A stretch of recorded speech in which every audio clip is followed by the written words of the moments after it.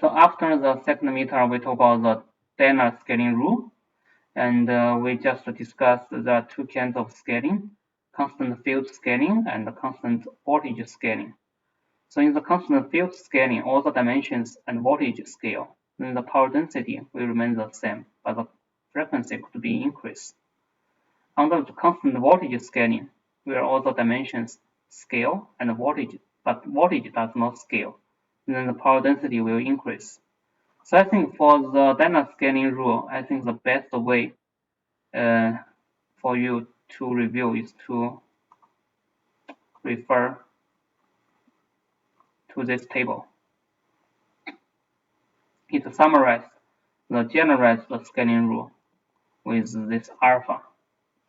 So if alpha equals to 1, then it will be constant field scaling. So you can plug in 1 here. You get the conclusion that the power density is 1, but the circuit delay is decreased by 1 over x. That means you can increase the clock frequency by x. And if the alpha equals to x, then it's a constant voltage scaling. So then here the power density will increase because alpha equals to x, and x will be larger than 1 when you do the scaling. So then the power density will increase. Power density increase, that means the chip will become hotter. So the best way for this one is to refer to this table.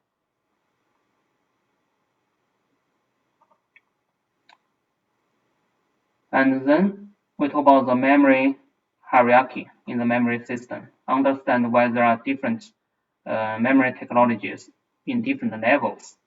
And we just discussed the trade-off between the memory capacity and the access speed. So the general trend is that closer to the processor, you need faster speed, but the area of the memory cell will be large. That means the capacity will be small because given the memory chip area, if each cell is larger, then you have total less number of cells. That means the capacity is smaller. And then understand the difference between volatile memory and non-volatile memory.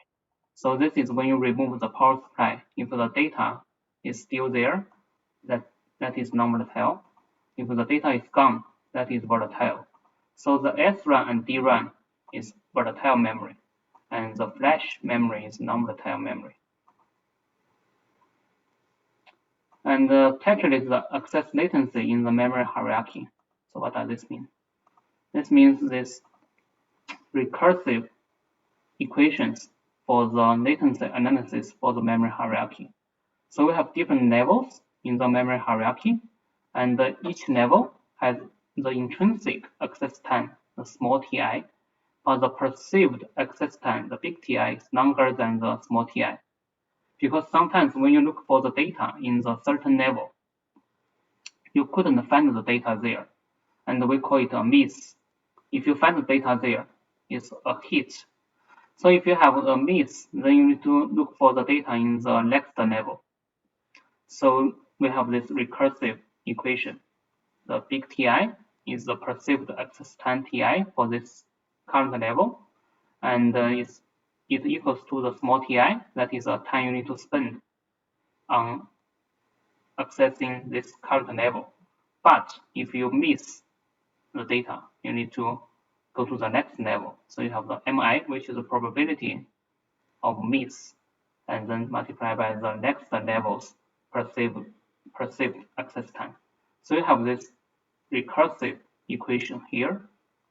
And in practice, you need to start from the, let's say, if you have 3 levels, then you need to start from level 3, and then level 2, and level 1, because the level 2 latency depends on the level 3, and the level 1's latency depends on the level 2. So you need to start backward from the level 3 to level 2, and then to the level 1. So in level 3, you assume that you can always find the data there. So you can start from the level 3, because level 3 is large enough, the capacity is larger, So you can assume that you can always find the data from level 3. Of course, if you consider the DRAM as a level 4, then you can even have the level 4 in the system.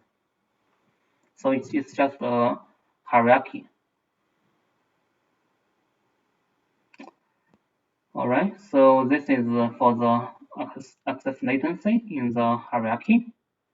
And then for the S-run operation, understand the voltage scheme for hold, read, and write. This is similar as your homework 5. Understand what voltage you need to apply to the bit line word line in order to hold, read, or write the data. So for the S-run, you need to pre-charge bit line and bit line bar both to be VDD for read. And then for the write, depending on the data you need to write. If you want to write 1 into the N1, you need to provide VDD to the bit line and then ground the bit line bar.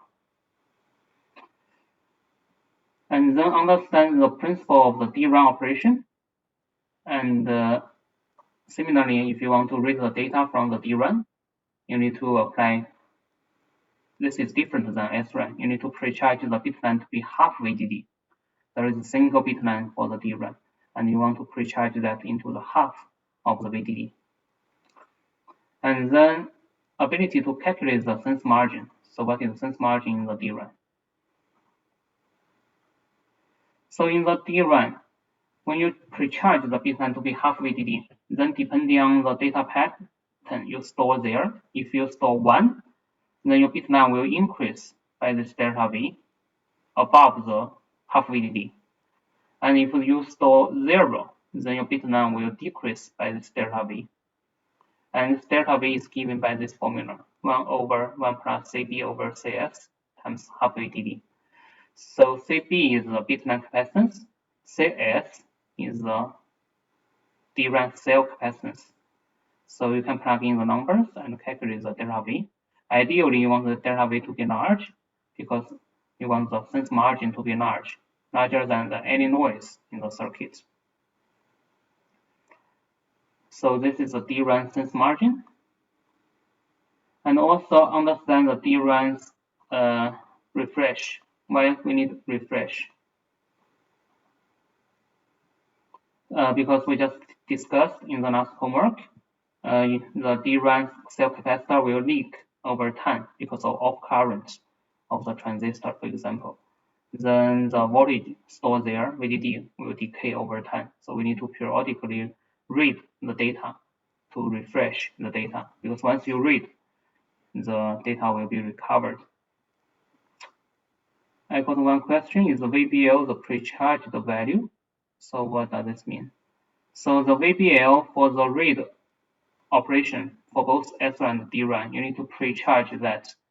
Pre-charge means you give some initial value to the bit line or bit line bar, and then you let it change. Okay, you don't fix it. So pre-charge means you give some initial value to the bit line. For example, for SRAM, you give both bit line and bit line bar to be VDD, and then let it change according to the data pattern you store there.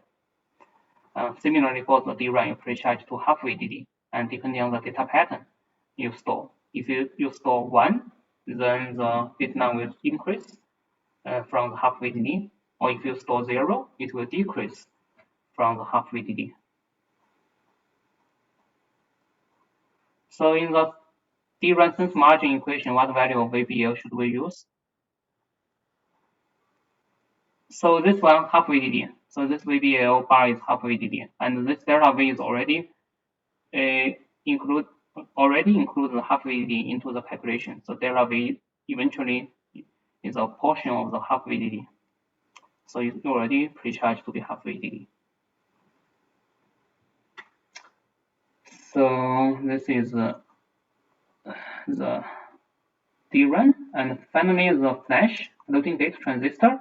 So understand the principle, injecting the electrons from the channel to the floating gate to program, and then eject the electron or remove the electron from the floating gate to the channel to erase.